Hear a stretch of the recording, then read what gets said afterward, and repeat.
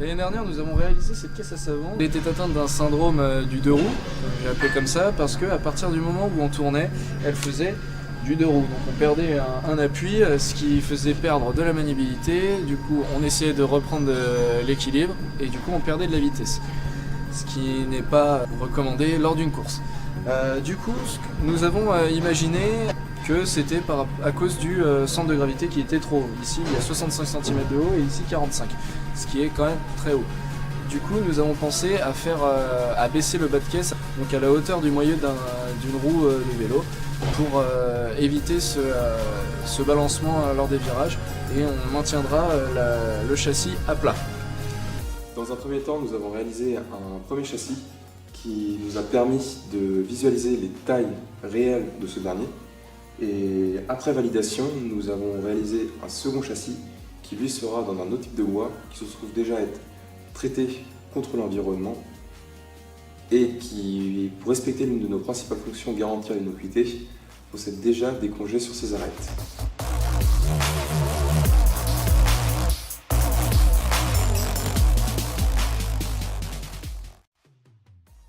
Concernant le système de direction, ce dernier est composé de plusieurs éléments. En effet, nous allons retrouver les barres de direction, les fourches à droite et à gauche et les supports de fourche.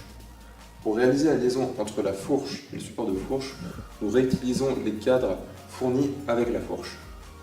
Cependant, nous avons eu plusieurs problèmes lors de cet assemblage. En effet, le cadre et le support de fourche ont d'épaisseurs différentes, ce qui a causé, lors du soudage, le perçage. Le cadre a fondu lors du soudage. Cela s'explique de premièrement la différence d'épaisseur. Pour assurer le soudage, en fait, nous sommes obligés d'avoir une puissance suffisamment importante pour pouvoir se greffer sur le support de fourche. Cependant, comme j'ai dit précédemment, ça perce le cadre. Donc pour contrer cela, nous avons fait une soudure point par point. Donc un petit point de soudage, puis un autre, et fini par un cordon qui englobait le total. Donc une fois ce problème résolu, nous avons eu un second problème. Une fois les supports de fourche montés sur le châssis, il a fallu aligner les barres de direction avec les fourches. Pour ça, nous avons dû jouer sur le parallélisme et percer au centre des barres de direction et ainsi permettre le mouvement avec la colonne de direction.